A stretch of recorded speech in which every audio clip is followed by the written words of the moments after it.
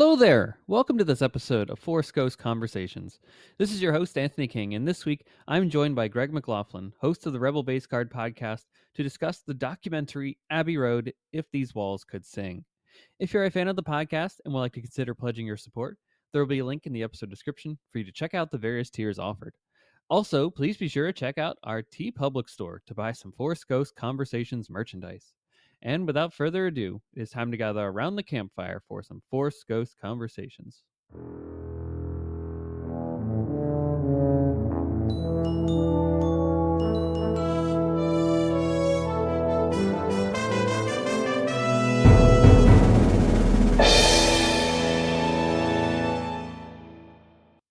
Hey everybody, welcome back to Force Ghost Conversations. Another great episode for you here.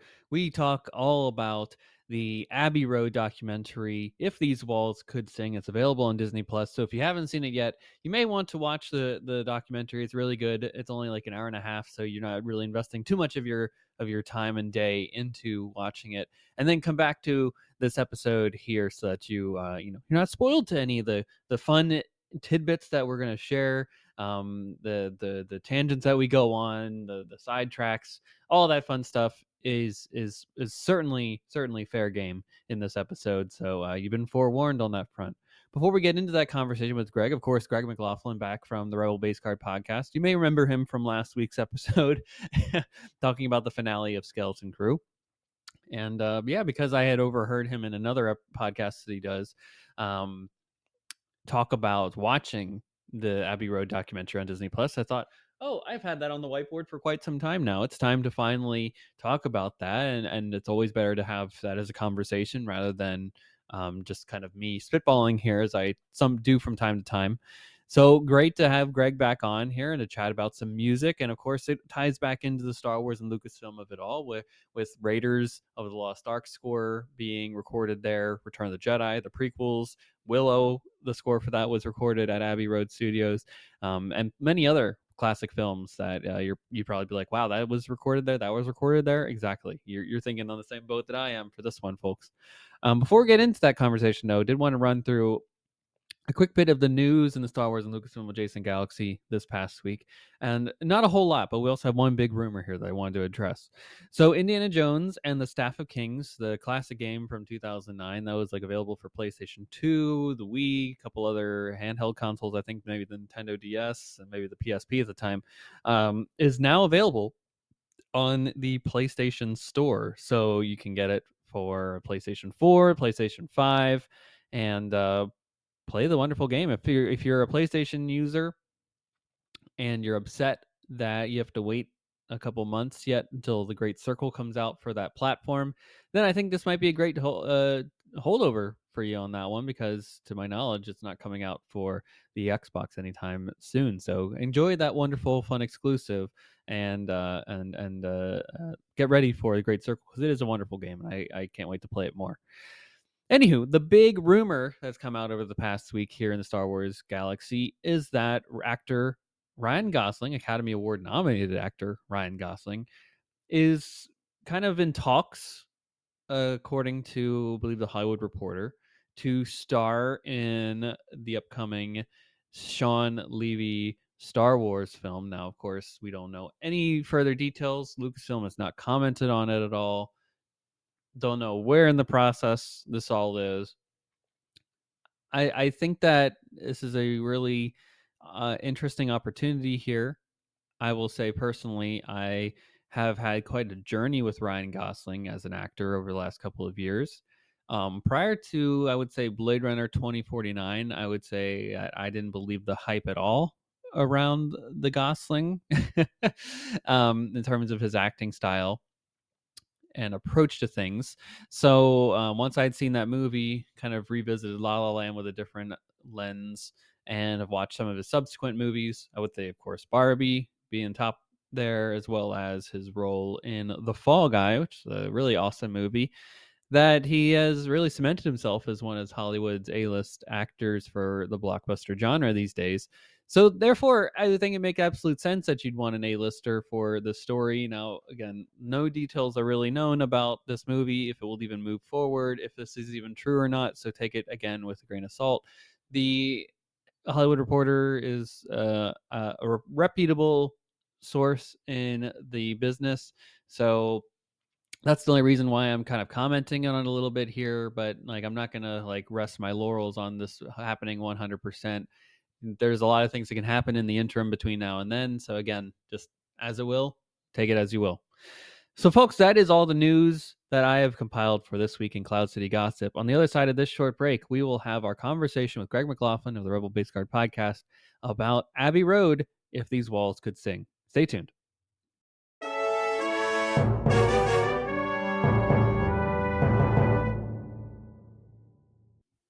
All right, folks, it's time to have a completely separate conversation for what you're probably expecting for Force Ghost Conversations around these parts. We talk often about the wonderful whiteboard here at Force Ghost Conversations that has the ideas for episodes. And uh, I say all the time, we Lucasfilm adjacent. So that means we can touch upon some of the things that may only just barely scratch the surface of Star Wars. And today, we're having one of those things that have been on the whiteboard for a while and also barely scratched the surface of Star Wars. We're talking about, of course, the Abbey Road documentary, If These Walls Could Sing, that was put on Disney Plus. I would say probably about 2 years ago now at this point. It was done by Mary McCartney, daughter of Sir Paul McCartney of the Beatles fame and Wings and many other things in his illustrious music career. And we have a returning guest on this show. If you had listened to last week's episode, you may know who this guest is. Of course, Greg McLaughlin from the Rebel Base Card is always welcome on this podcast, but I think, Greg, you were probably the only person I've ever heard in the many podcasts I listened to that has watched this documentary. So that's why I immediately reached out to you to Well, there's say, a high let's bar right let's there. let's chat about it, because I know you at least have some interest in it beyond the me asking you to watch it for the sake of conversation. So, anywho, Greg McLaughlin from the Rebel Base Card podcast, welcome back to Force Ghost Conversations, and how are you doing? Thank you. Yeah, I don't think anyone's gonna call me up to do a podcast on my Pluto TV watching, so this is about as obscure as it's gonna get. But, it's great to be back, still lying in the wake of Skeleton Crew Yeah. and catching up on everybody's, conversations there, but, I would fight for the validity of this conversation, one, because, well, it's a long time to Andor season 2, Yes, right. but also there is some Star Wars related stuff in here, and I think it's in a package 90 minutes that isn't going to kill anyone. This is Oh, a very easy to swallow documentary, and I yeah. think who isn't going to enjoy this is my question. Yeah, it's a fun documentary. It touches a little bit of everything. You have some classical in there. You have the film score. You have Afro futuristic beats in there included, and you have, of course, what Abbey Road is most known for. It's bread and butter, rock and roll. So there's a little bit of something for everybody in this documentary, and it's presented in a great, I would say, fun and engaging historical way. That it's like, okay, this happened there, and frankly, it's like mind blowing in a way that from where it starts to where it ends, you're like, this space did all like has seen all these recordings in its lifetime. How is that even possible? You just sort of Hmm. it's like one thing after the other, and you're like, if it's like kind of like Steven Spielberg's filmography, right? If you're like, okay, just Jaws and Close Encounters, you're like, if he didn't do another movie the rest of his life, or they were all duds afterwards, like those two, he'd be remembered for being a wonderful director. But then you're just like, all right, he did this one next, and then he did this one, and then this one, and then this one, and this one. You're like, okay, this guy's really at the top of his craft here. And this space, this music recording studio, Abbey Road, just keeps laying out hit after hit after hit after hit. So I think this is a wonderful foray into something completely fresh for our listeners. We're in this like post Skeleton Crew era, as you mentioned. So it's like, what do we talk about next? And it's this fun era of what I like when these for Star Wars podcasts and just podcasts in general that focus on this kind of pop culture stuff. When the eras of when there's nothing major in the zeitgeist to talk about is when you really find out the cool stuff about like the guests and the hosts and just what their interests are beside things, and you can have really great conversations. So I think this Abbey Road is going to be a wonderful thing to chat about here. Well, considering that we're all also paying, a lot of money month after month for Disney Plus, it kind of begs like a lot of times I'll skip Yeah, straight into, if there's nothing going on, I'll go straight into Disney Plus, go past everything, straight to the Star Wars section, and you start peeling through whether you're watching yeah, movies or, like as we kind of discussed, I think I love watching a lot of the back scenes, whether it's, Light and Magic or you do, sure. Empire of Dreams and whatnot.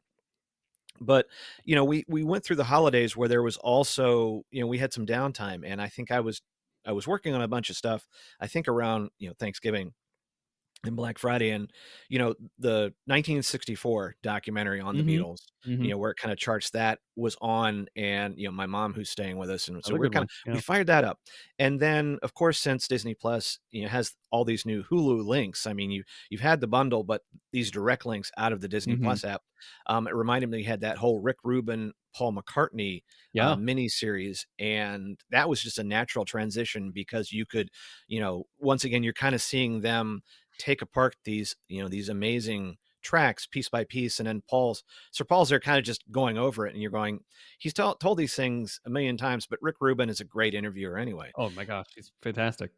And then, Abbey Road comes up. It's one of those things where it's all in there. And we didn't even Yeah. get to the Beach Boys one, which I'm kind of going through right now, which has some tangents, but it's all kind of related. So there's a lot of great content within Disney Plus, and I think that as we start to get into where we're going to see more separation between maybe shows we're interested in, obviously Daredevil is going to be starting up at some point. Yep. We did have a whole new season of What If that Mhm. that came out over the holidays, but you know, it's gonna be on the onus is gonna be on Disney Plus to keep us because, we can Yeah. just pop in and out. I was off of Apple TV Plus for a while because I just didn't really feel too much. Severance is starting again, so I'm like, all right, I just got a little free, 3-month offer from Apple TV Hey, Plus. that's great. Great, I can catch up on Severance, and so you can pop in and out. But this is just a nice where it's like if you have a nice Saturday afternoon, you're looking for something that all kind of is related. And like I said, a lot of the music that we've heard goes down very easy. Mhm. Not much going Mhm. on. Like I'm just going to binge this, and it's nice. And afterwards, you kind of go, "Oh, that's really nice. I like how that was put together." And because we've been, the galleries and Light and Magic, this is just we're primed for this. So this Yeah. this was a fun one to bring up, and I'm glad you had me on so we can talk about it a little bit. Yeah, absolutely. Yeah, it gets to like scratch a little bit of that itch that as fans of the galaxy far, far away that we don't really get to talk about too often, which is a lot of us have like passions outside of that. Hard to believe, folks, but we're allowed to like more things than just Star Wars itself, and this allows us to chat about like the obviously the music of Star Wars and the recording of that. We'll get to that. A couple questions focused on that, but of course, the space itself, Abbey Road, is home to uh, many of the Beatles recordings, if not all of them. I think um, Wings, Oasis, Elton John, Pink Pink Floyd. Floyd, like some major records have been recorded in this space, and it's so cool that I think kind of going off your couple of your sentiments there, which is like Disney Plus is kind of becoming like a Beatles hub too in some ways, where they've got this now. They had like a couple of those other documentaries you mentioned, Beatles '64 especially, which I watched, which is really good, and the forgetting the name of it, the Peter Jackson, Oh, the Get 9 hour Back where he re documentary, yep. That one, of course, the remastered Let It Be as well is on Disney Plus. The music video for, Now and Then, the last Beatles song, now available on Disney Plus as well. So, hey, who knows what's coming in the future of, Beatles mania on Disney Plus. They might need a whole, they have the Pixar, the Star Wars, the Marvel, banner. They the might need a whole Beatles separate thing on one the Beatles. pretty soon here, yeah. That'd be pretty cool. But let's dive into Abbey Road specifically here, folks. And I get, stay with us, folks. Stay on target. We're gonna get to the Star Wars questions here in a little bit here, but we have to do some prep work and lead up to that. So, Greg, what did you know about Abbey Road, the music studio, the recording studio, before watching this documentary, if anything? Not too much other than I knew that it was where the Beatles recorded a lot of their work. One thing that you see is, of course, on the Abbey Road, the vinyl, the last Hmm. Beatles album itself, you see the zebra striped crosswalk. Yeah. And that's something I think that even as a kid of the '70s and '80s, where everybody kind of discovers the Beatles at one point, you start to see it, and I think it just gets associated with. Although they did record some at at Apple Records, where I think they did have a Yeah. Yep. studio there, and they I know that some of Get Back was recorded elsewhere, but the bulk of their stuff gets recorded there. Now, I did not know some of these other bands, and so I think that's what made Abbey Road, the Yeah. documentary, a pleasant surprise. As you see, like, oh, that's You're like, person, oh, that Dark person. Side was recorded there.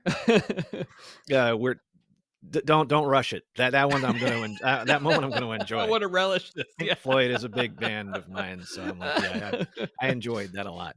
Um, but no, and it's kind of funny because it reminded me, right? So it's funny in my own life, especially like when Beatles Rock Band comes out Mm, and I introduced my kids. That's how my kids, both of my kids say, it's a lot of what they remember from the Beatles, and they've kind of gotcha. been around it. Is it comes from playing Beatles Rock Band, especially my daughter, who's very Hey, young but you gotta could start get somewhere. on the drums, yeah, and my son, who liked to play guitar and so forth, and so they have that bedrock. Mhm.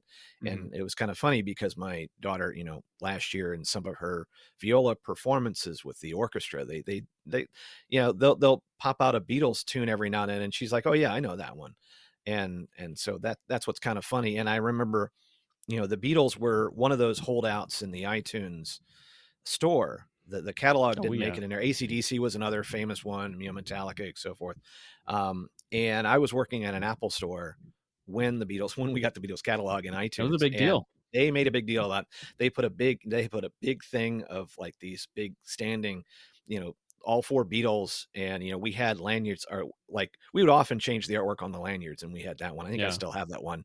But I remember one time a customer came in, and you try to, like, especially in the smaller stores, people would come and kids would play with the stuff, because you're doing all kinds of displays and of Mm. whatever it was, whether it's a phone or an app or the iPad and all that, and trying to shoot kids and people out of there. But this guy came in and he was having his picture. He was like standing in between, because these were life-size pictures, life-size things of, like, John Paul, George, and Ringo, and he was in there.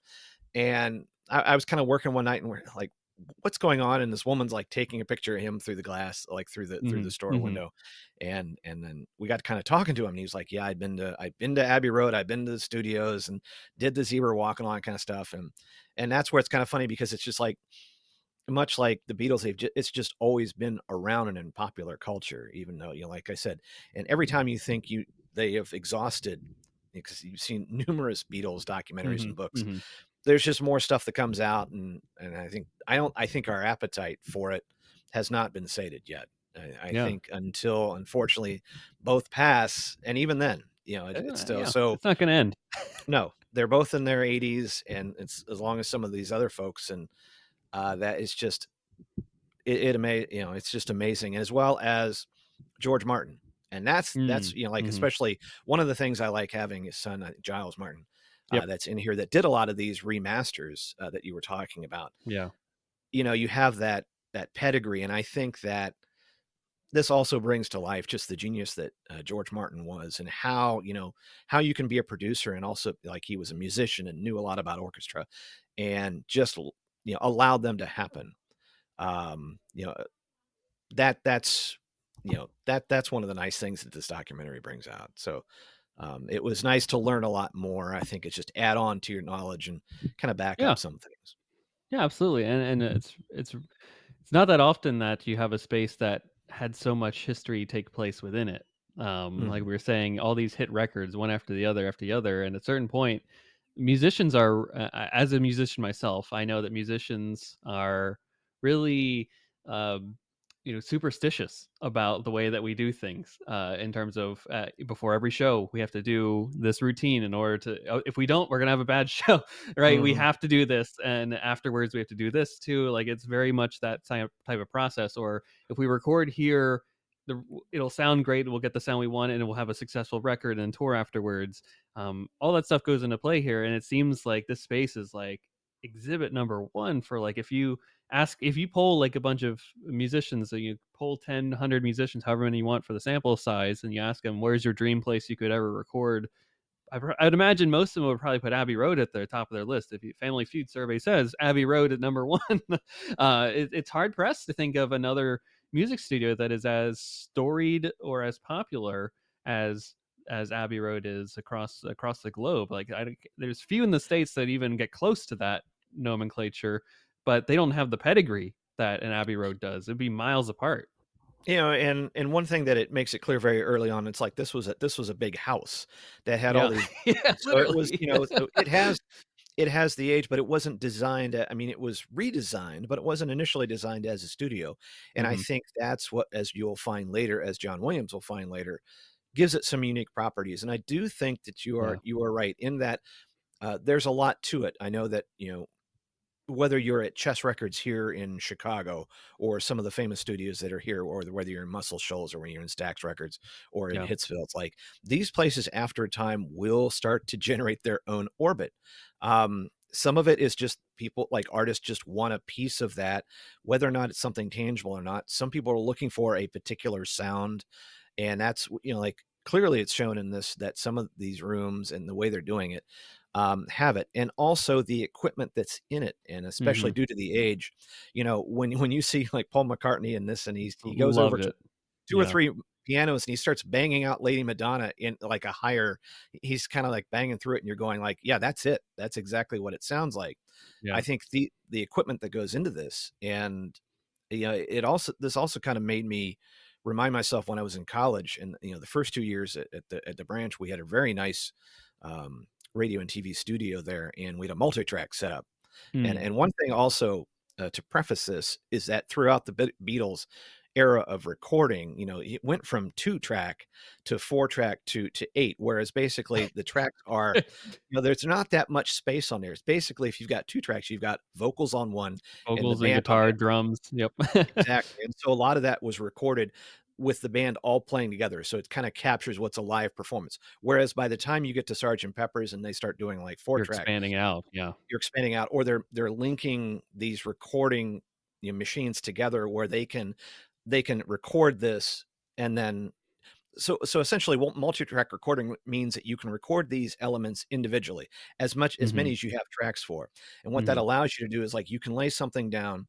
It allows you to also mix it later where you can bring stuff up and down, but Yeah. also, if you have to overdub or you go, you know what, during that particular performance, the vocals were great, but you know what, the bass wasn't quite there, so they're going to overdub. They're basically going to, they can put that track 4, track 2, they can redo that without hurting the other tracks. Or Right. later on, if you're adding special effects or reverb, you can basically, you can just work on that one track and leave everything else alone, or you can just keep mixing things together, mix them down to, Mhm. and then you get these, you know, the wall of sound, especially like when they talk about like the, you know, Phil Spector and whatnot, and what, you know, inspires Brian Wilson of the Beach Boys. And we're not doing that Mhm. podcast, but I'm still working on that, so it's fresh in my mind. Yeah. But that's happening all the while that we're talking about the Beatles part of this. Yeah, But just it's 10 years alone. Yeah. exactly. Less than.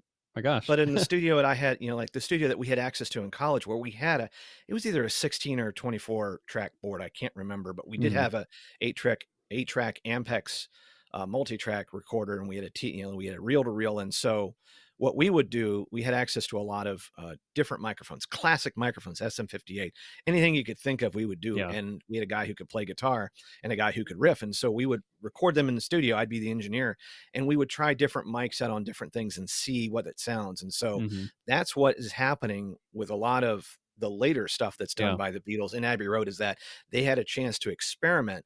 And George Martin, as a producer who also was a musician and knew how to work with orchestras and stuff, they go, hey, we want to try this. And if it doesn't work, great. But Yeah. if it works out, it's awesome. And so that's what, you know, what makes a studio is that, you know, like just like when you're talking about the Wrecking Crew, going back to the Beach Boys documentary, which we're not talking about, but where you had professional musicians that could go there, and you had Brian Wilson who could go like, let's try this. And these guys Mhm. are going, this guy is on another level, but he had these, you know, in this case, live Yeah, and you musicians have the foresight to that think about it. Yeah. all the toys, he had all the toys to play with. And, you know, by the time the Beach Boys got back from touring, uh, they didn't have Brian Wilson at that time. They're just going, this stuff was amazing. So Yeah. these studios just become this place that just, if it's done right, it's not just a, you know, a soundproof room with a couple of Mhm. engineers and so forth. And I think just Abbey Road having that pedigree of time where they have all this stuff that's been done there, They have all this equipment. They have Yeah. all the instruments, the technicians who figure out how to fix stuff that's 30 years old. There's just something to it, and I think that's what, it just gives it, it's a living history, and people are Yeah. still recording there. Literally. I mean, it's one thing where you're like, I'm breathing in the air, right? I'm in the same space. Standing on the same spot that these artists that came before me recorded, and like you feel like some of that mojo is being absorbed into you. The good vibes are transcending into yourself as you're playing the music, and hopefully that pushes the envelope forward here. I liked exactly everything that you just said there about like the evolution of music, especially in the of recording technology of music during the Beatles era, going from recording one album literally in an entire day, basically, to Mhm. then having these really avant-garde in a way, pushing the envelope of what recording music can even do, which then it becomes listenable music, right? People at home, if you're like kind of in the nerdy engineer type of things, I know we are because we're podcasters to a certain degree. Like we know GarageBand is a thing, or other types of digital recording devices or editing devices for sound, especially when we're saying like, okay, there's only 8 tracks that you can have that you can record various things on. It's tough to think about nowadays where you'd have infinite on a digital track. There is really honestly no limit unless like your provider is like you have you need a paid version in order to expand Hmm. beyond however many. I don't know. I've never tried to reach the limit that GarageBand allows you to, or if it's a Logic Pro X or Pro Tools or something like that. Um, so to think like 8, could you imagine as a musician what if you at the time you only had 4 or 2 available to you on the recording set studio before, and if you could have 8 different tracks and for one song, and what you could add to everything, like, oh, I could add a flute section here, I could add this, like I could overdub, I can do backing vocals with this. It's just incredible. And I think that technology really comes to the forefront in a song like "A Day in the Life" from Sergeant Pepper's, where Mm. it's I think would be argued, in my opinion, I would say maybe might be the most technically sound Beatles song in terms of expanding what known recorded music could be, because I see the pedigree from that to then another song that pushed the envelope of adding more things on the mixing board, which was a Bohemian Rhapsody, and then so on Mhm. and so forth, all the way up to digital music today, which sky's the limit again. Um, but yeah, folks, go listen. Day in the Life is covered a little bit in this documentary here for doing that type of stuff. But I think once you put some headphones on, put it on the stereo or whatever you got, and then listen to that song, because it's gonna take you on a cinematic journey. It's gonna transcend you, basically. And yeah, it goes to show that this space just has the gusto. It has the goods. Like it lives up to all the hype, and it just continues to be the space where hit after hit after hit comes out. And I can get into my personal journey with the Beatles here. I know how super relevant it is, but Go man, for I it. I I How hated often are we them. gonna talk about the Beatles on I Forced Push know. Conversations? Let me tell you, this is a journey of the last 5 6 years, because I really only started liking them around when I was 23, so about 6 years ago. Something in the frontal lobe developed, I think, and then I started realizing like, wow, the genius is there. It just one day just kind of like, huh, this sounds better. I've heard the song before, but now it's clicking in a different way. Uh, I had friends that were massive Beatles fans growing up. I think a part of it too was they were so popular and a lot of people loved them, and the rebel in me is like, if anything's popular, I don't want to be a part of it. So I would always be that kid that was like, the Stones are better. Don't get me started on this. They're only, they're overhyped. They're not great. They they completely different from where they started to where they ended. I didn't get it.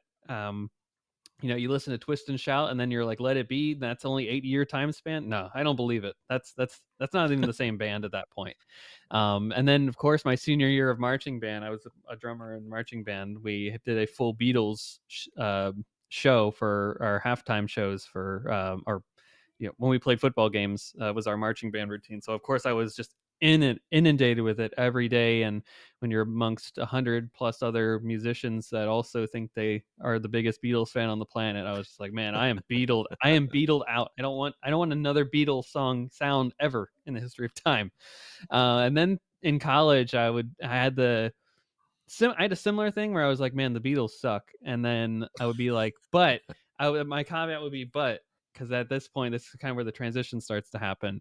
They were much better as solo artists. And then I would say, I'd be like, okay, Imagine's a pretty good song. Okay, I really like what George Harrison is doing. Okay, I really like Wings. I really like Jet. Those are great songs. Band on the Run is awesome. Um, and then I think I was 22, 23. I just came across a music video that was, of course, when they performed on the rooftop of Abbey Road Studios, the famed rooftop performance. Their rendition of "Don't Let Me Down," which is my favorite Beatles song, and that really got the wheels churning there on the like. Okay, maybe I should reevaluate this with different eyes here, and man, do I have an absolute joy and love for them now? I'll tell you what a journey it has been over these last over these last 6 years. I got all the records on vinyl. I'm watching these documentaries. I have a deeper love and appreciation for everything they've done. And so it just goes to show, folks, you may not like something today, but 10 years from now, you never know. You may be a big fan of it. So just keep that in your back pocket. Well, I think that, as pop music, as Beatles, and you could throw the Beach Boys in there. I'm gonna, because a lot of the early work is very accessible. It's pretty easy. There's not a whole lot happening there in the song content. But as you can see, and then what's interesting is that all of these acts are influencing each other. Yeah. Dylan gets Oh, in there, absolutely. especially we have a Dylan biopic And that's right. in Complete Unknown, theaters right James now. Mangold. We could talk about that. That's an adjacent episode. But you have all these that are kind of inspiring each other, and they're realizing that there's a lot Yeah. more to it. And so that's why you get, by the time you get to Rubber Soul and you're starting to go like, there's a little more in there. And then of course the Beach Boys hear Rubber Soul and they're going, whoa, whoa, Mhm. whoa, we got to start working on something else. And they're kind of pushing each other. Now, Absolutely. it in all fairness, just to make sure that you don't get any follow-ups, the Get Back was recorded at Apple Corps, that not at Abbey Road. So at the top of Mm. their own office building Apple Corps, at their headquarters. So just like I said, just for that immediate follow-up, because I know someone's going to say like, hey, by the way, Hey, so you just save the email. We save the just email. Lovers, we not experts. this is why you're listening to us talk about Abbey Road on a Star Wars On a Star podcast Wars and not podcast. on the That's Rolling right. Stone, Music Now magazine podcast, which you should listen to. But no, and that's something where even like for me, like I came to the Beatles very early. I was about Mhm. 9 years old, and all of a sudden, I think A Hard Day's Night was I found it at a yard sale for like a quarter, Mm. and I could afford it, and I was like, wow. And then A Hard Day's Night and things like that. I had Sergeant Pepper, on vinyl. I had a lot, a lot of Beatles stuff on vinyl very early on. But the thing of it is that you get to some of that stuff and you're not quite understanding what they're trying. You're like, here's the stuff I recognize because I hear it on the radio. Here's some kind of strange stuff that I'm not Mhm. quite getting, and I'm 9. Okay, I'm like, just don't at me. I mean, hey, Skeleton Crew, yes, aside, those kids were amazing. However, not every 10 or 11-year old is as can fly spaceships and figure out how to foil space pirates. Some of us are Mhm. just trying to get through the 3rd or 4th grade. That's right.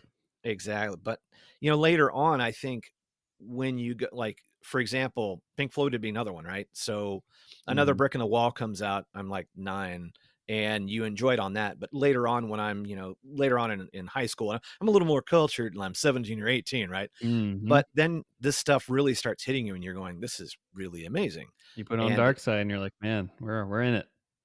and then unfortunately a lot of that is on cassette. Some of it was on CD that I had, but some of that, it's really hard to kind of appreciate. But then like even listening back today in the car where it's like fired up A Day in a Life by myself when I can crank that thing up, or you can listen to any of the fine Pink Floyd stuff at really high volume, and you're going, this is really nice. Throw up Wish You Were Here, or you throw up Hey You Mm. from The Wall, which it's funny that Roger Waters Oh, man. almost is saying, like, almost dismisses the later work.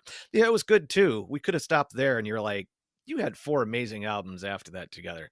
Um, but it just like I said, it just goes to show, um, sometimes you can come into music at different ages or you can go back to it's almost like I was thinking today, it's like some of this catalog, which I hadn't listened to in a while. I had very, very, very heavy Pink Floyd phase. It's almost like taking up a book again, right? Like Yeah. bringing back up like Heir to the Empire, right? And I had never was able to finish that. I finally finished it a couple of years ago, Mhm. and it was really nice to kind of pick it up. And now I can kind of appreciate some of the things that were in it. That at the time, Captain Pelion Yeah, and yeah. Thrawn would have been like, I give, I don't care. Now it's like Captain Pelion, there's Thrawn, there's Rook, This all is this this is stuff. important. Yeah. This is important now, but it just goes to show you time and Yeah. a classic, Different perspective. exactly. And some of these bands, the Beatles, of course, is a classic example, but they have a beginning, middle, and end. They do. Um, you know, Definitive. Yes. definitive. Whereas, bands like the Rolling Stones and some of these just keep going on and on and on. And I love Hackney Diamonds as much as the That was next a good person, one. more so because I'm like, how are they pulling this stuff off?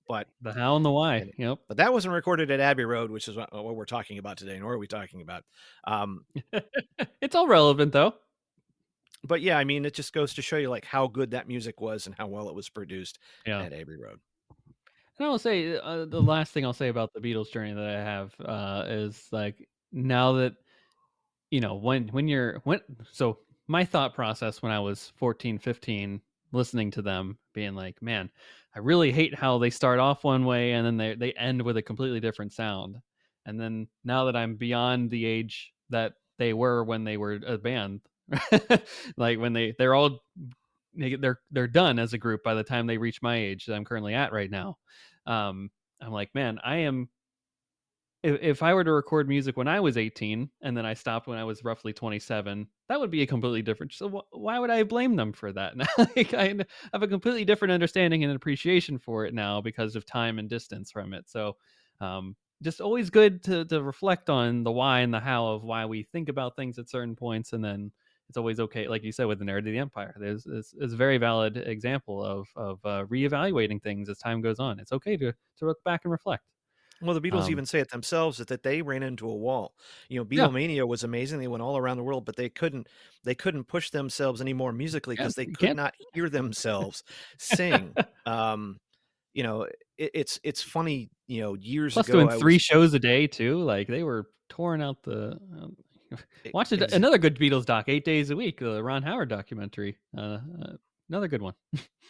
I remember being in Shea Stadium in the mid aughts and just thinking, I'm like, this was like this is that This is it. Beatles Yep. concert that lasted, I think, like 30 minutes. I mean, there's Yeah, those right? shows were short, In kind of and like out. any. I think the only thing shorter would have been a Ramones concert, where they could play, like, their entire catalog in 20 minutes, but And then get out. and then they're done. They're already, like, half in the bag but at any rate, but yeah, just show that they needed that second part is where, the magic really starts happening because Yeah. you can't just they just couldn't just be the same. And, as the Beach Boys find out by missing the 1968 Monterey Pop Festival, that yeah, so and then they become basically a oldies group very Very early in their quickly, very very quickly quickly. become an oldies group, and, they're singing, California Girls where everybody else is, freaking in the purple haze, basically, That's so right. it's not even the end of the '60s oh, and we're they're not already talking seeing. about the Beach Boys documentary on this Come podcast. on, Good Vibrations is just Surfing USA. They already date themselves. Oh my gosh. Hey, Beach Boys, Beach Boys mania. Anywho, back to Abbey Road now. We'll return back to Beach Boys. I bet you folks. Don't worry about it. The lesser um, listened to sequel podcast will be total that's Beach Boys right. mania. um, we're definitely touching upon this in the conversation here. So if you've exhausted all your thoughts on this question here, then feel free to let me know here. But why do you think like this space at the Abbey Road studio, the building, stage one, set one, whatever, I'm forgetting exactly what they call it, set two, stage two. Um, why do you think that this space holds such an important place in the history of music? I don't think there are that many studios that have been around that long. And if you Hmm. look, that floor is pretty much there. And it's funny, like they'll just put a carpet down. But I Yeah. do think that these rooms, like I said, anymore. Like, I think it was really telling, like I said, when, Capitol record building studios that the Beach Boys turned down, but we're not talking about the Beach Boys. But I do think that, you know, in a space that a lot of times that music, is defined by the space that it's in. And I think John Mhm. Williams talks about the fact that, Mhm. it wasn't until, Denham Studios closed down the one that they were originally thinking of doing, and they come over and go, yeah, the only problem is sometimes when you're doing something like that, yes, the acoustics of a building and how the sound bounces off the Yeah. walls and so forth. But he kept saying it's like how the space was big enough where you could get the fill, but it wasn't too big where you couldn't hear specific instruments, and like he was getting the articulation of some of the sounds. And so something John Williams, and the man knows a thing or two about making some music. He sure Has does. made a couple really good records, so I've heard, right? He's done some But things in his life. done some things.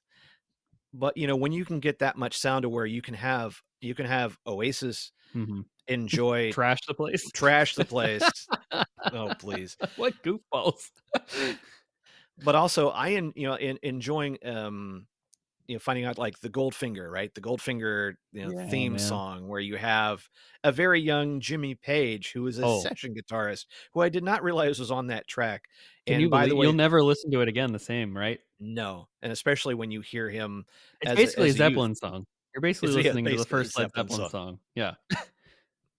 But, he's right next to the singer, and I forget her name, but, who's a Shirley famous. Bassey. Thank you.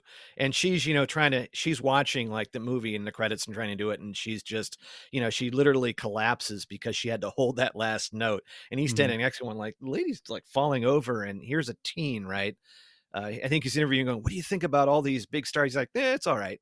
Just a great teenage take, like, nothing's really impressing me. If you think teenagers now are any different, no, they were same. Teenagers just are not Yeah. impressed about anything, and but they're just happy to be there. I mean, he hadn't even been in the Yardbirds yet by that point, I don't think. So he's really at the start of his career, like the journey for He's a many session people, session performing on musician. Goldfinger would be like the pinnacle of your career. I'm sure for a lot of those orchestra mates that were in there with him would probably say that, but whole lot of love is just around the corner. And what I love is in the doc is when you hear when you see them talking about the Goldfinger theme, which has a lot of heavy brass. I mean, like, Hmm. it's really Hmm. just screaming at you, but also at the same time later on, when Paul's reflecting on the death of Brian Epstein and he's singing Blackbird, which at that point, if you're not crying, if you're not tearing up when he's Right. singing it, because I never that wasn't really one of my big songs in the catalog, Mm. but you go, oh wow, and then you can tell like they're actually picking up the sound of his feet tapping. They actually put it, like they put a little cloth under it so they wouldn't pick up. But it was just such a beautiful song, and you can hear him tapping his feet in some of them, in some of what can only be the most duckiest shoes from Pretty in Pink that you'll ever see, like these really white patent leather.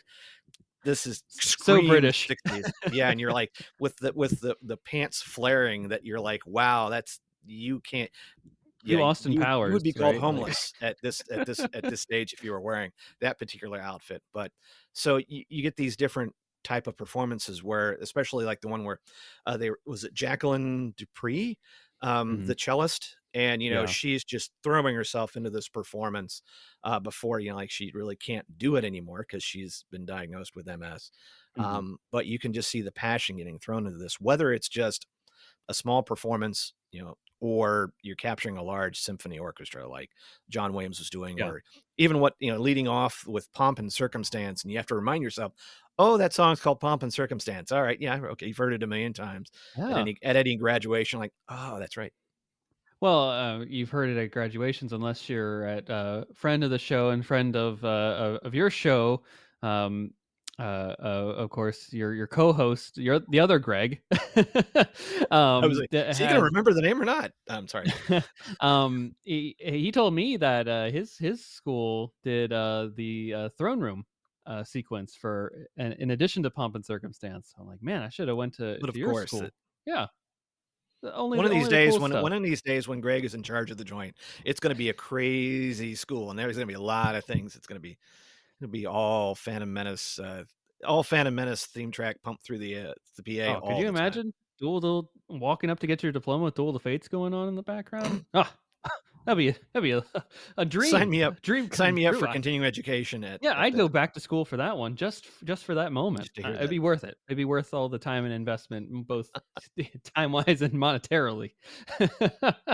Um, yeah, this place is, it is rare for a studio to be so well known and recognized, across the annals of time, and to even, uh, become such a pop culture icon itself too, where people are, I think a lot of it has to do with the technically last Beatles album being recorded there, Abbey Road, Mhm. self-titled as such, and with the iconic album cover, of all four of them walking across the street. Love the outtakes, by the way. I love seeing the what ifs of history, of different versions of the photographs that they had taken, which I thought was awesome.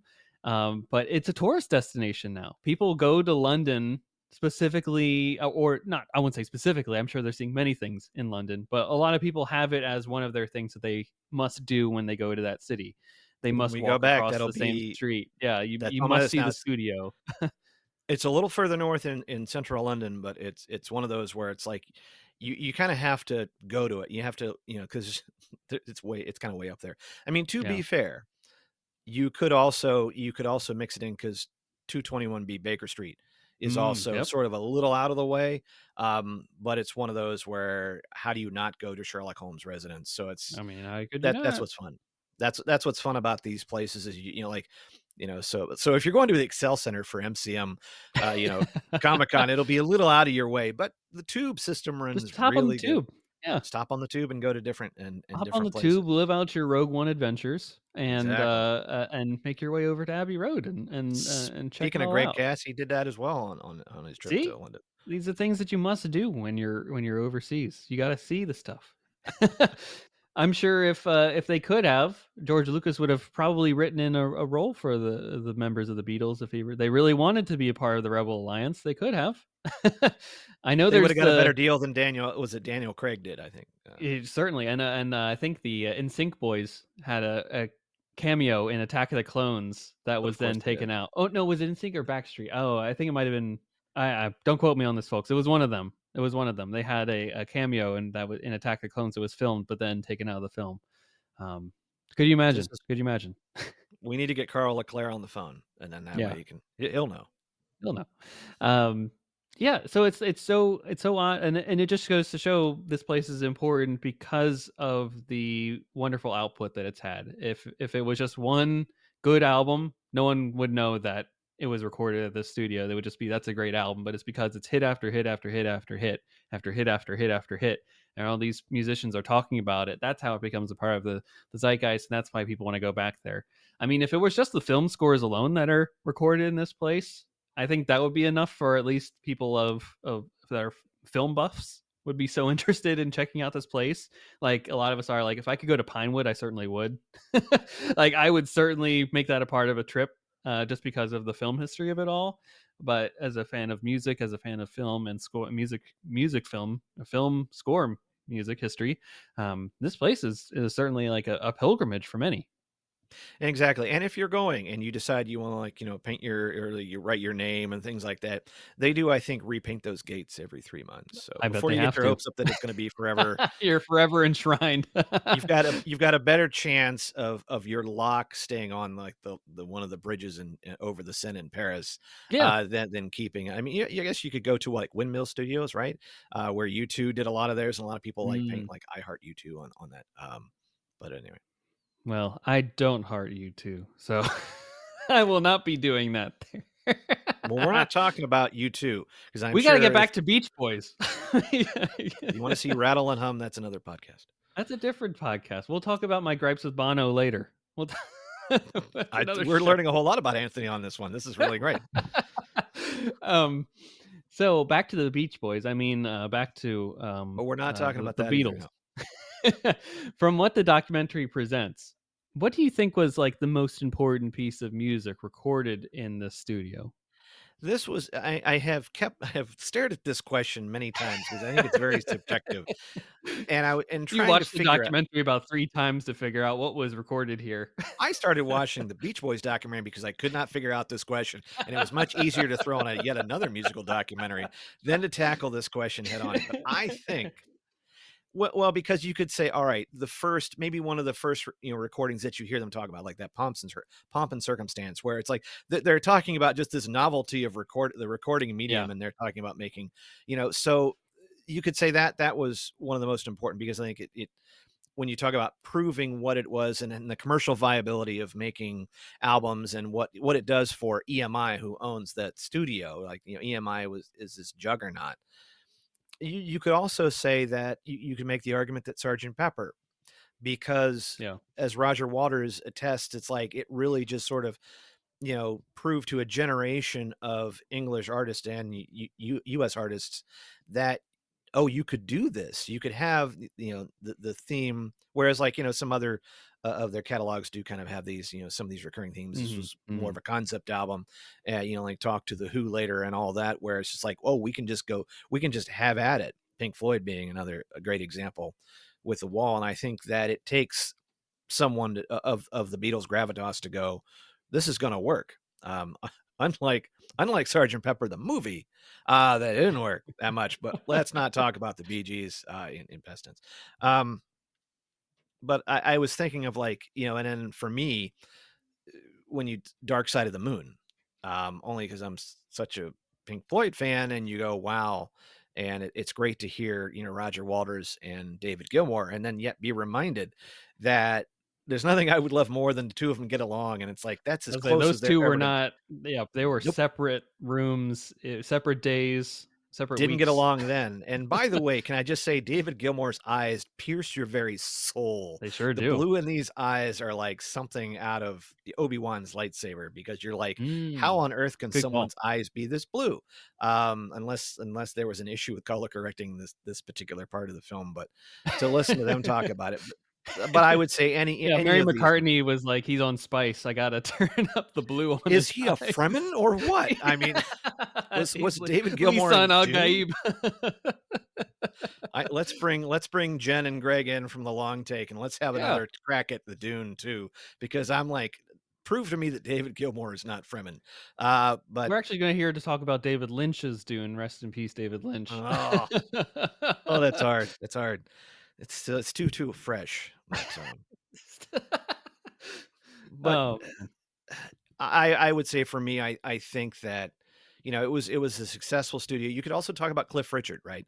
yeah. In the annals of English pop, he's number one, right? He gets the ball started. He's kind of like the Elvis of the UK when it starting off. Yeah, And the I'd never Britpop, seen an yeah. interview with him. I didn't realize he was still alive. I remember the young ones making fun of Cliff Richard, in their TV show, and I had no idea who this person was, but it was kind of nice to see that.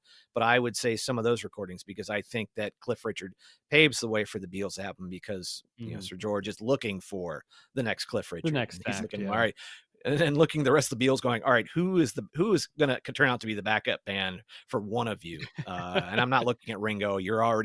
So it's gonna be George, John, or Paul, and maybe, but at any rate, but yeah, I would say that important. It's, I guess, in the eyes of the beholder. But then again, each of these recordings pushes Abbey Road It sure further, does, yeah. as well as the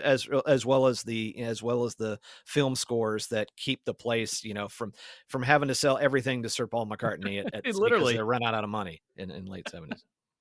Well, to answer this question from my point of view, the answer certainly is Laptinek, from Return of the Jedi, the most important song ever recorded at No, I'm kidding, folks, I'm kidding. I tipped my my my cards to this question earlier by talking about A Day in the Life. I mean, pushing the envelope of what music can do for that time, I can only imagine what it would have been like to have been probably 21, 22, to have heard that for the first time in 1967. That would have been probably a really revolutionary experience. So if we're talking single track that really just blew the gates open for what music can do, I think that's probably the single one. Now, from a different point of view, I think Dark Side, just the album itself, has to be in the conversation because if I'm not mistaken, number 2 most albums ever sold. Is that it? I It's know got Thriller is some obviously number ridiculous 1, run but times on album charts, and I think it's still charting somewhere. I'm Uh, sure, I'm so sure. they made, I mean, on the one hand, it's at you can least see top Roger. 5. Yeah. So, On like, the one hand, you can see Roger talking about, like, yeah, there's everything else that comes after Dark Side of the Moon, kind of disparaging, the Wall. Um, but on the other hand, you go, they just, and also remember that, much like Rush, that style had changed. Pink yeah, Floyd with Syd Barrett is it a grew. much different band before he It's loses his absolutely mind. different. Eh, They made no, they didn't hold their punches on that one. no, that was like, He all lost right, his Roger. marbles. He lost his marbles, and you're like, all right, Roger. That's a way to But put it. but it influences. I mean, it impacts them very deeply. But I'm like, the Pink Floyd of the '70s, much different. From Yeah, '72 to absolutely. '79 through the final cut, and then of course, when they kind of go their separate ways, and Roger Waters, was it Adventures? That's not Adventures again. I forget, he starts doing his own solo work, and then of course, momentary lapse of reason, as momentary lapse of me forgetting the name of that album, in 1987, which really hooks a young Greg McLaughlin into the world of Pink Floyd, because, and of course with MTV and all that, and Yeah. then you kind of start working your way backwards. But mm, Yeah, then you got to Dark Side and you heard Time and you're like, "What is this?" Like, could recorded at Abbey Road studio. Like, how did they get all the clocks in there? How did they do all the recording for that? How did the drums in the beginning of that song to make it sound so airy with the guitar that's going on, like a song that really just has that atmospheric space. I'm like, did they go into a different room, the big room where they do the sound of the film scores now? Like, is that how they got it to be so airy, versus like the closed in smaller condensed spaces of the other rooms? Like, I don't know. Hopefully there's a documentary about the recording of Dark Side that goes I would into love that to a bit see it. How further. did they start money off, right? With Yeah, the money too, another great one. Yeah, did they get a bunch of cash registers in there and did they watch The Wizard of Oz at the same time as they Did they were? watch the last part of Skeleton Crew, or the episode 7 where Jod's in the mint, and just these Republic credits are just, falling down, and that's that, and then all of a Yeah. sudden, yeah, their version of money. Yeah, they knew 51 years later that there'd be a Mhm. a thing called Star Wars, and a show within that called Skeleton Crew that had a guy named Jude Law who is yet to be Money. born. Oh, but anywho, folks, thank you for staying tuned long enough to get to the Star Wars conversation of this of this We need 3 conver more people to get the average listen time to this episode up from about 68 seconds to the full running time of the Where's podcast. Greg Cass to join, for question 1, then to drop out, and then at some point just rejoin the show back in to see where we're at an hour and a half later? He can take my whole Raiders of the Lost Ark part. I'll give that to him. I know he has a couple things to say about that I subject. bet he does. Speaking of Raiders, as we mentioned a little bit earlier here, during the early 80s, the studio turned to film scoring in order to keep the lights on because they were running out of money. People weren't buying records in the early 80s. This led to the score for Raiders of the Lost Ark, Return of the Jedi, and the prequel trilogy, among many other things that were recorded here. James Horner did a lot here as well. So Willow was recorded here, folks. Um, uh, why do you think the space lent itself so well for film scoring? It was open, for one, because another studio was closing, It was probably cheap too, because they were like, "We need the money." like I said, in John Williams we trust, and so, he liked what he heard, and George liked what he heard, Mhm. and also I think if you're doing a lot of stuff, like, of course, Lucasfilm famously does a lot of their, film work in London, and so if you can get Yeah, all that stuff done, and, all the better, and, you know, who wouldn't like to go record at a place where the Beatles did? And yeah. so it's just nice that Abbey Road Studios has the different sized ones. It's not just a couple of early small studios. They have enough where they can fit a symphony orchestra, and you can make John Williams happy. And when John Williams is happy, George Lucas is happy. When George Lucas is happy, we get good films. So there we go. I just love seeing the BTS footage of, like, John Williams and George from, like, especially, like, Revenge of the Sith just being like, "Yeah, that sounds good. I like that a lot." Yeah, this works. I like how Okay. George got he got a little desk, a seat at a desk Yeah. in the middle of, like, everybody around him, so he's got, like, COVID distancing.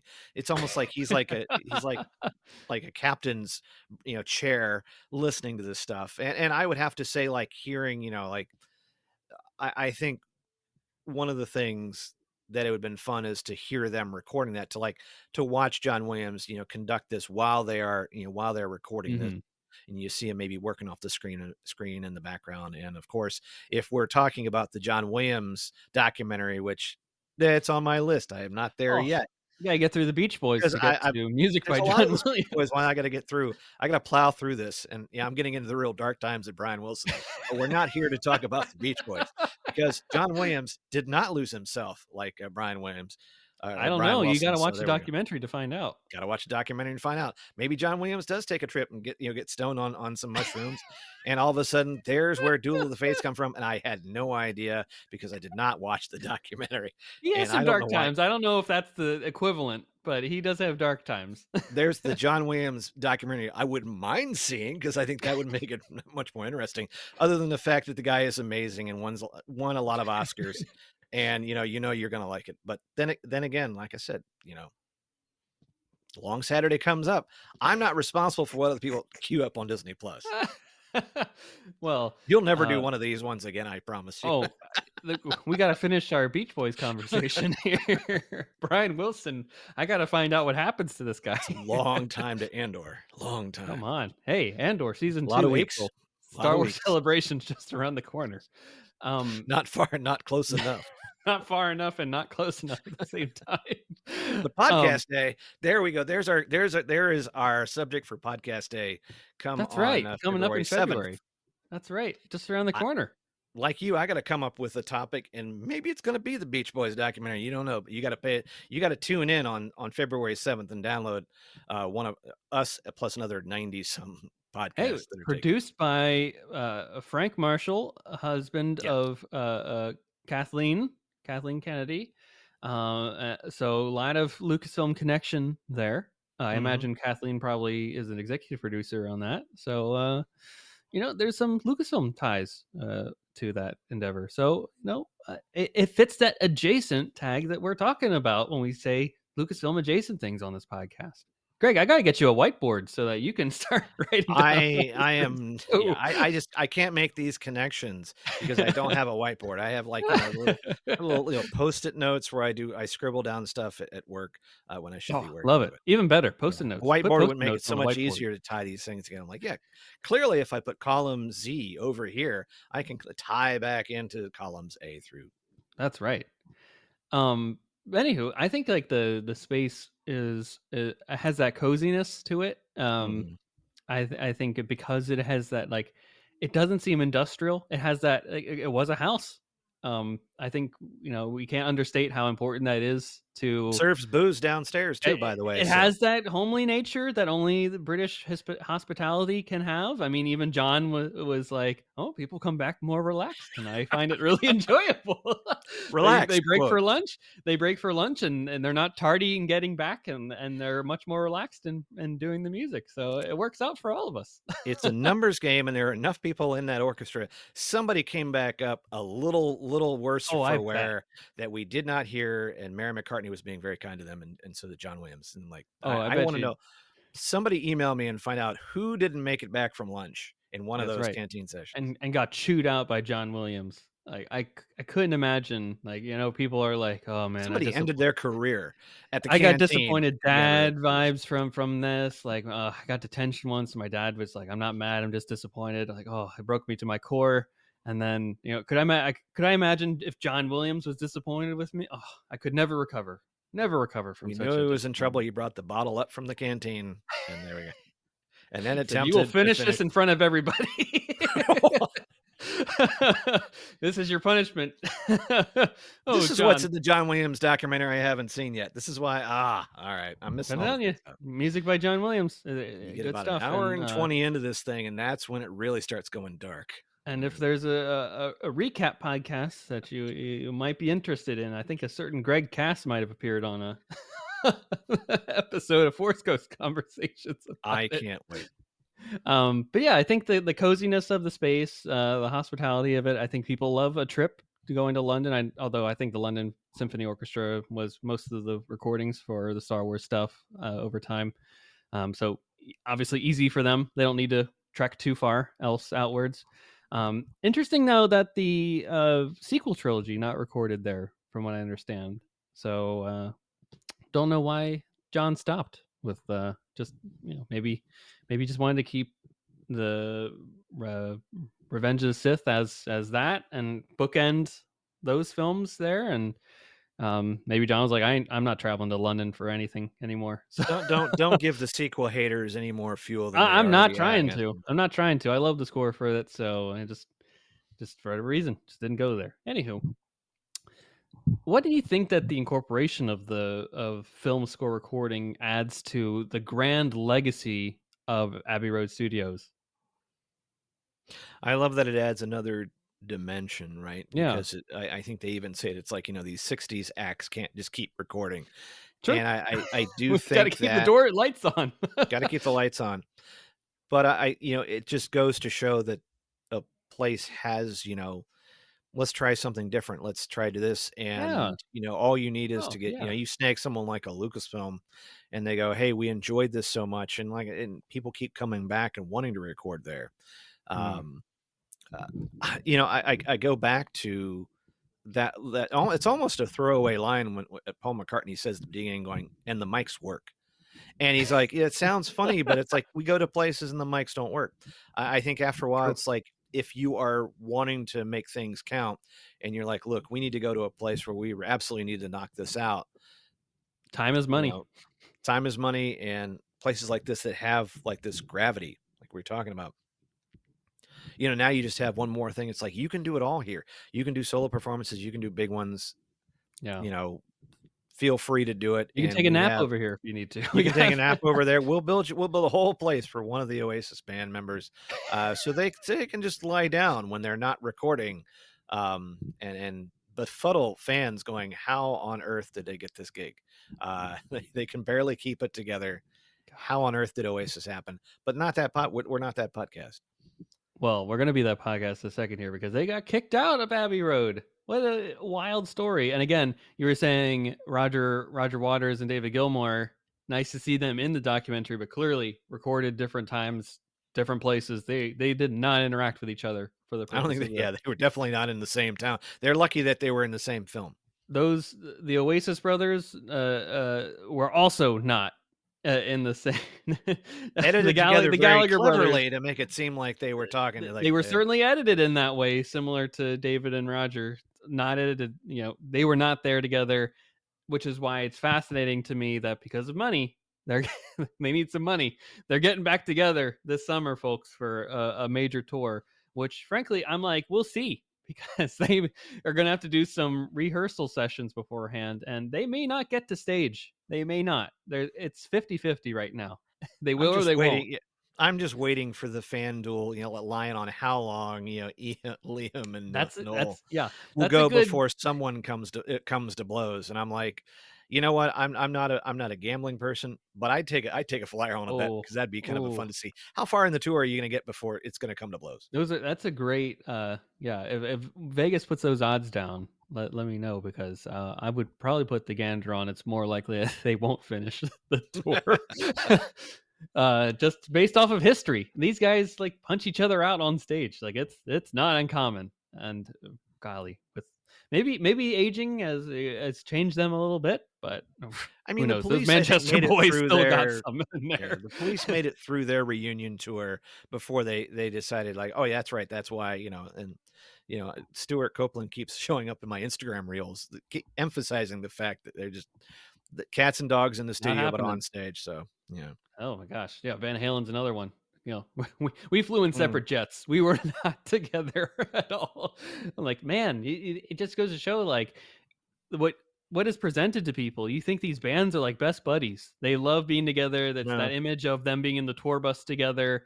And you're like, no, they're just a business. They're guys going to the office together sometimes. And they just happen to be musicians and play music together for 2 hours a night. And then they go to their hotel room and they do their separate things and they don't interact. Just Not wild. every band not every band is the Scorpions that, That's just right. I And know. if you check out the Forever and a Day documentary on YouTube for free right now with a couple of ads, but you'll get through it. You'll see the camaraderie and brotherhood that these guys have shared almost over 50 years now. Be It'll be a Because they didn't fun have David Saturday Lee Roth afternoon. singing their group. No, Klaus Meine and a guy that has kept his vocals together over the years, unlike a David Lee Roth. Oof, man. Yeah, and the guy over here who was a big Queensryche nut, like, I Oh, can't Jeff say that Tate. about the Queensryche, they did not stay together, so I'm like, "Hey, look, all for the Scorpions," and Well, who hey, doesn't like a free documentary? well, as a Queensryche fan, tell me, uh, it's just Jeff Tate that left, is it have multiple members left over the years? I mean, I don't No, I know. think I it's know they just got Jeff a new Tate. vocalist that, frankly sounds pretty good because I saw him live. They opened for Priest when I saw them one of the times I've seen Judas Priest, and played Queen of the Reich at the end. That was a good one. So yeah, Queensryche. Go check them out, everybody. Hmm. Operation Mindcrime. It's a solid album. I Eyes of a Stranger is a really good song. I'm ready for that. That has 0 to not 0 stuff to do with Star Wars. However, if you say, "Greg, let's do a podcast on just on that one," I can come at it. You'd be surprised. You watch Operation Mindcrime 2 was actually recorded at Skywalker Ranch. It did help, but I'm happy for it. uh, well, anywho, back to actual Star Wars Lucasfilm conversation here. I think that, like I said earlier, it would have been an already historic studio with all of the stuff that was recorded. Their top albums, forever embracing and being a part of the zeitgeist of pop culture. But when you add something like the Return of the Jedi score alone would have been great, but then you add the prequel trilogy, you add Aliens, you had all the James Horner classic scores, Willow, Raiders of the Lost Ark. I mean, when the hits just keep coming, I, the quality is there. I mean, how can you not argue with the incredible longevity and nature of this space to like justify its existence when like you have all these incredible things that have happened there, and it's frankly unbelievable that a single studio has heard for the first time all of these things that were recorded that we now get to listen to forever. And like the documentary says, if these walls could sing, could you imagine like if you could just like go in there, poke I assume it's concrete walls, and just like punch the wall a little bit, and it just like shot a memory of something that happened there over the last 100 years into your mind, you'd be like, wow, that happened here, that's pretty cool. And then you could keep doing that and just getting all these different jolts of energy about that the space holds. I think it's just wonderful. So I'm glad to see that's continuing to be such a prominent space for music and recording. And it's gonna make history well into the future. But what was your favorite anecdote that you would say that you learned from the studio's past in this documentary? It's hard pressed to really not remember when Linda McCartney brought a pony into Abbey That's a Road pretty good Studios. one.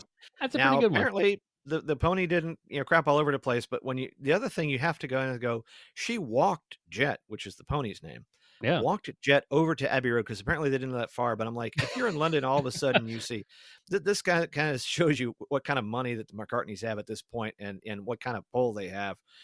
It was interesting in all seriousness, talk about McCartney going like, "Yeah, we could go into Abbey Road and record for nothing." It was in our contract that we Hmm. had basically Hmm. unlimited passes to, like they basically Like we owned the it in a equivalent of way. a light Yeah. speed, a permanent light speed lane to Abbey Road Studios, Yeah. so they could Permanent record VIP pass. Yeah. exactly.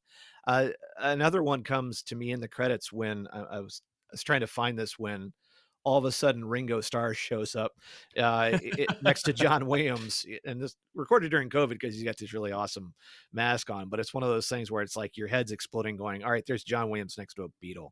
Um, but to hear, like to George Lucas, because like I said, I'm not looking for this to be in there. I'm just kind of like queuing it up, and Hmm. I'm like, "Oh, this is really great," because George Lucas is talking about Abbey Road, and you go, "Yeah, this just makes so much sense, and there's so much Yeah. synergy in there." Um, I liked the stories about Sid Barrett.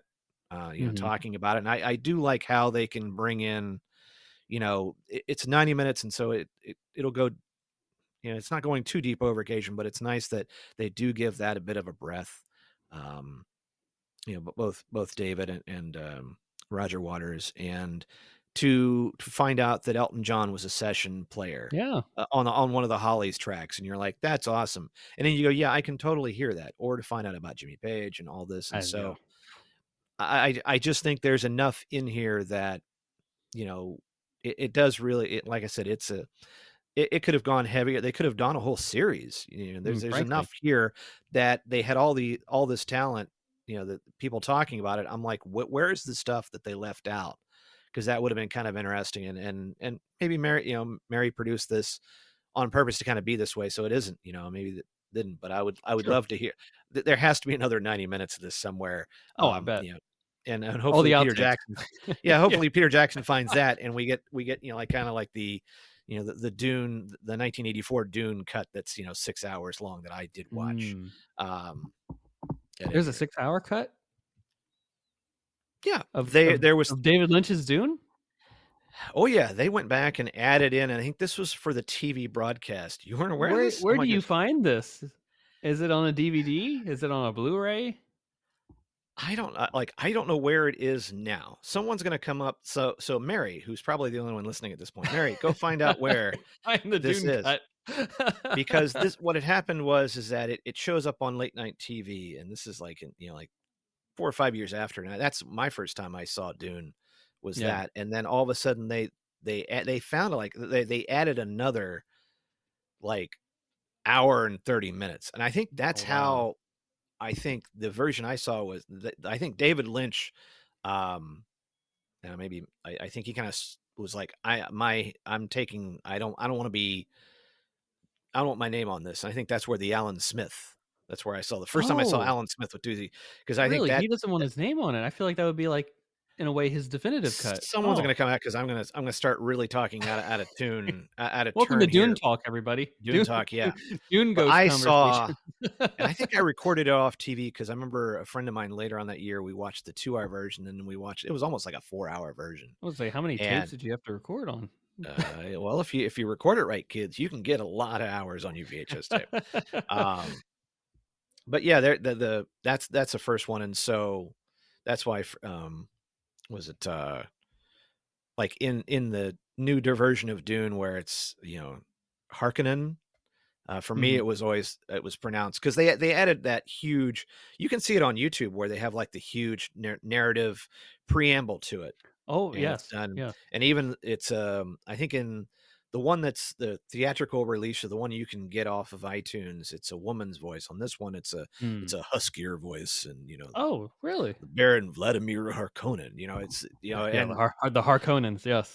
if I find out, I'll send you that link, because it just goes on for about 8 minutes, and like I'm this was, and you're just like, you get the whole I'm history dying of to them. find the 6-hour cut. I this is revolutionary. It doesn't make the movie that much better. However, it gives you a lot of the movie. I So think it's pretty good for the time frame that it was existing in, and knowing that there was some interference, in creating it, like, I think it's pretty good. and it goes to show, like, you couldn't tell that story in 2 hours.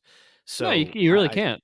I think the way they did it, with the re-release, the remakes, where they cut it in two movies, makes sense. And then of course you give your third movie, Dune Messiah, which I think is the only other book that anyone really needs to read. Um, Don't tell my brother-in-law that, 'cause he's read all of them. He is a well, Dune head. I think we were supposed to do like I think we were supposed to all read it, Dune Messiah, and then do a podcast on the long take. At some point, I think we threatened to do that. He Um, threatened. but Then because you'll get it's the like, children of Dune as really your what you need to threaten to do. then eventually Beneath the Planet of Dune. I don't know. It's just there's Yeah, once Paul's kids, what Leto Atreides II becomes a worm, that's where it gets, that's where it just a really law goes of off the diminishing rails. returns. Yeah. But we're not here to talk about Dune. I don't remember what we're here to what we were Anywho, talking about. Abbey Road. Abbey And Road. fun anecdotes from the doc. I want to see the comments that Mary's going to send me after listening to this. Uh, Beach Boys and what? Brian What do you think I'm Wilson. watching after this? I got another 30 minutes of this thing to go through and, to see how they spin the end. And then you got a And John Williams doc to watch after. You're gonna have a late night, and I know 4:30 comes early. I'm gonna pace For- myself. All you'd be thinking all night, it's Brian Williams, Brian Williams, Brian This Wilson, is not why Brian I Williams. never get around to watching the National Geographic parts on Disney Plus, is because there's too many good documentaries. Hey, there's some good Nat Geo stuff there too. So you got a lot on your plate coming up here. I got a lot on Anywho, my plate. I will say just for me, and I already talked about it. The Jimmy Page anecdote. Just I'm a Zeppelin fanatic. That was my band. That it is my band still. You know, when I was like, forget the Beatles, let you just jump straight to Zeppelin. Zeppelin and Sabbath. That's all you need. You're good to go the rest of your life. If you want to add another Brit, add in Deep Purple. You're good to go. You don't need anything else. You're set. So yeah, anything that includes the guitar god himself, Jimmy Page. I'm like, there's brilliance there. I can't hear the song without knowing that he's there and without recognizing that, oh wow, that's Jimmy Page. That's the arguably one of the greatest guitar players ever, if not the greatest guitar player ever. That is the mind that will eventually play on No Quarter, that will eventually play on Nobody's Fault But Mine, that will eventually play on Fool in the Rain, they'll eventually do the masterpiece that is Stairway to Heaven. I mean, it's all there. So like, it's just so cool, and just a wild thing. I assume him as being a session musician, like he had no care. You know, he's just like, all right, I'm gonna play my thing, get my $20, and then get out of here. That's what they do. And then just turns out that it turns out to be a massive hit for a, frankly, massive film franchise too. At that point, the biggest thing in the world in terms of if films weren't having sequels back then. That wasn't a heard of thing. So for it to be a commodity of, all right, you got Doctor No, you got From Russia with Love, and now you got a third one. Whoa! Now we're really tipping the scales on this here, and just including Jimmy Page. I mean, like, is Eric Clapton in the background too? Like, who else is in this thing? So just so cool to hear that there's a little bit of Led Zeppelin involved in this, and always glad to see Jimmy himself being being interviewed for this and talking about it, and always And you're good to see the him back in least it. person you're expecting, like, especially when you see him and you're like, "This is Jimmy Page? You're like, Wow." And hey, it was Jimmy like, Page. That's so cool.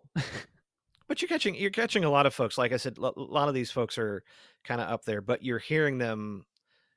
I love the matter of factness, how they talk Yeah. about it, and, it's really under kind of playing just what they were doing at the time, and, it's nice because now you kind of catch them post whatever made them the squabbles and things like that, and, like I said, in some cases, it's really hard now to to watch anything that has like a Paul McCartney or Ringo Starr, because what, or Elton John for that matter, it's like, what haven't they been asked? What Gosh, I haven't they know. gone over?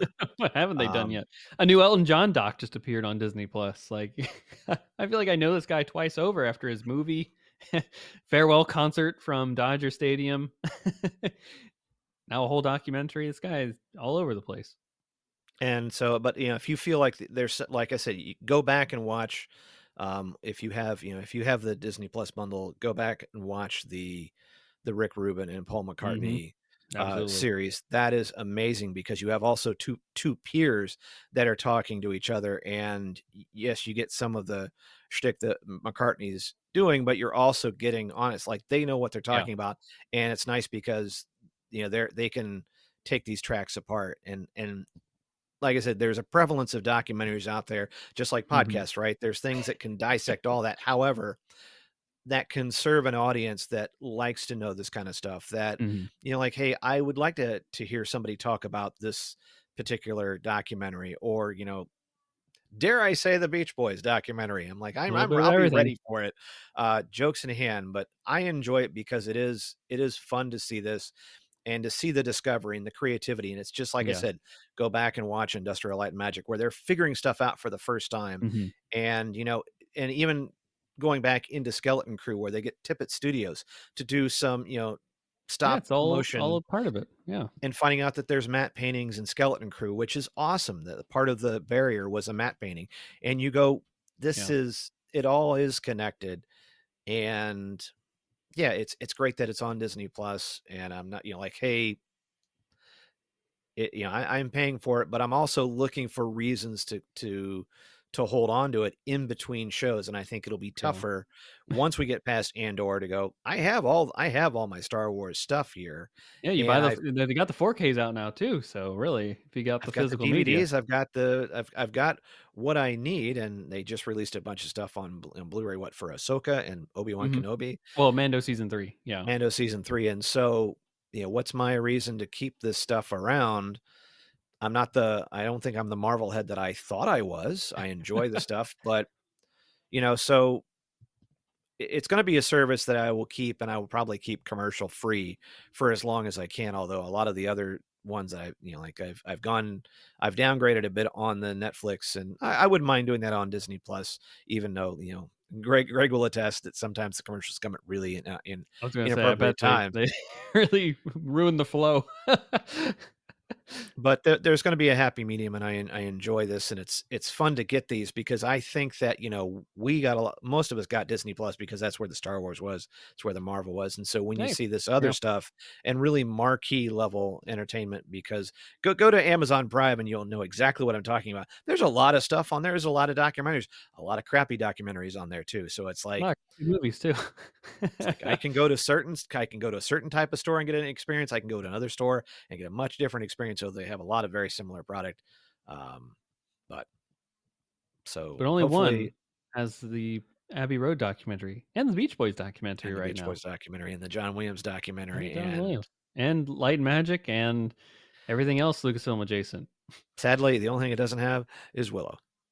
Oh, Boo. don't get ooh, One day it'll come oh back. man. Oh, I hope. I have dreams. I have dreams that it will come back in wonderful fashion. At least just give me the 4K. At least they released the movie on 4K now, so Oh, that's cool. maybe they'll just see that a ton of people bought it, and then there's enough fervor and interest in having a physical copy of what was taken away from us. That'd be great. Yeah. Speaking I of don't which, know. I think my copy of the copy of Goonies I got for Christmas, I think it's 4K. So I'll have to Ooh, oh, that's a can't good wait one. for a quiet weekend to fire that up. And then Wow, a yeah, double that'll be feature of music by John Williams and uh, Goonies. and Goonies, and then triple feature. Actually, you'll start Rebel Moon Part One after. The franchise that's in the making at some point, yes. That's right. Wow, Greg, we spent a lot of time, almost the whole length of the documentary Almost itself, talking about the documentary we came to talk talking about. about the documentary. Yeah, I think Good chunk of that's this pretty good. podcast is on Abbey Road, I would have to say. We did a good job just dissecting it and going deep into it. So I'm very proud of us. This is exactly what I was hoping for from today's conversation. So where can the folks find you and the Row Base Card on the podcast platforms and the social media sites too, if they want to continue the conversation? Awesome, and thanks for having me on. This was fun. I think we almost went as long as the documentary itself, That's right. which is pretty appropriate, I think. Um, you can find me on X. You can find me on Threads, Instagram, Facebook, Hive, Blue Sky, at Rebel Base Card, or on Blue Sky. It's something else. Just look for Rebel Base Card. I know it's got the dot Blue Sky dot social, whatever. Um, I had a nice run on Fantatrax doing in the pool reviews, which was great, and I think Mark invited me back to do Andor, which will be Oh, quite the awesome. challenge because those are going to be they're going to be very awesome, but there's going to be a lot to them. So Yeah, a lot of uh, meaty episodes. Yeah. lot of meaty episodes, and hopefully my writing keeps going on because I like to support my Substack channel as well, and keep that going because like just like with TikTok, right? You keep pulling up these subscribers, going, I should make content at some point and put it over there. I really should. It's just a question of time, but for the most part, I'm usually the most active on Instagram and X or Twitter, and then of course in Apple Podcasts, Spotify, or wherever you get your podcasts. Look for the Rebel Base Card podcast, and you will find a lot of great content, a lot of great content that you are on. That's right. We just wrapped the breakfast pack on Skeleton Crew. The We'll little probably do some cameo by me too in that exactly. last one. Yeah, that caused a lot of editing because I had you on the wrong track. I'm like, oh shoot. However, that podcast got infinitely better because I was able to go back. I had to go back through anyway, and so a lot of little corrections, especially when I go listen to myself. There at least 5% less of me in it, which is great. And more of Greg and Jen. And it's really special when you get the two of them together. Longtime Absolutely. friends. Obviously, they're on the Long Take Review podcast, with Antonio and PT and all that. And it's kind of fun because now, going back and we got our shows done. And so we can listen to, all the great stuff from Coffee with Kenobi, with All the reactions, with build up. Swamp Yeah. Slayer, all these folks that did stuff on Skeleton Crew, podcast artists and all that. So, of course, making tracks and all that. So my podcast playlist is full, just as well as Ooh, my gotta start listening at two documentary speed. Yeah. TV crew. So I'm busy all the time, but I appreciate bringing me on, and it's a real treat.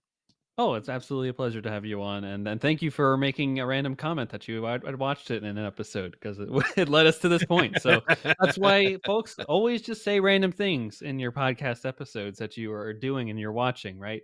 Maybe someone listens to this and is a big Beach Boys fan. They have their own Beach Boys podcast and they're Call me listening. Yeah, Greg's your number one guest when right that now day for happens. When that. that glorious day happens, when we talk about the Beach Boys. You're gonna get an Instagram DM in about 3 days. It's like, hey, you want to come on the Beach Boys podcast, the official Beach Boys podcast, the unofficial official Beach Boys podcast? Can we talk about Dennis Wilson? How long can we talk about the Beach Boys? Well, It's you the can real talk a question. great long time about the Beach Boys. Oh, well, that'll be a podcast for a different day, folks. And Yes. and to you at home, thank you for listening to this wonderful episode about Abbey Road. If These Walls Could Sing, if you want to watch it yourself, again, it's on Disney Plus. I implore you to do so because there's a lot of great tidbits that we didn't even get to in this episode. So go check it out and learn something yourself about music history and the history of film cinema scoring itself. And you won't regret it. So thank you for listening to this episode again. We'll be back next week with a brand new episode in your podcast feeds about something. I don't know yet, but we'll pull from the whiteboard and see what we can figure out. But until then, may the force be with you. Take care.